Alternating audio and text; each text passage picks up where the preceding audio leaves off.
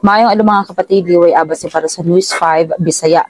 Usa ka S701 Black Hawk sa Philippine Air Force ang nag-emergency landing sa Barangay Panyan sa St. Bernard, Southern Leyte, human makasinati og teknikal nga problema udto sa Miyerkules, November 5. Basta sa pahayag sa PAF, nipugos sa emergency landing ang helicopter human ang fluctuating temperature readings sa usa sa mga makina samtang nagpatigayon sila og rapid damage assessment and needs analysis operations.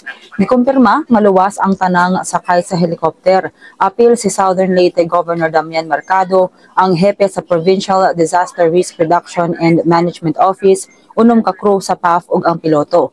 Gikan pa sa Tacloban ang maong helicopter padulong sa Southern Leyte. Karon napabilin pa ang helicopter sa dapit sa insidente ug adunay i-deploy nga maintenance team ug investigation team aron susihon ang kondisyon ug hinungdan sa insidente. Kini sa mga atong update, magpadayon sa pagbantay sa social media pages sa News 5 para sa uban pang mga balita ug update. Amping kang tanan.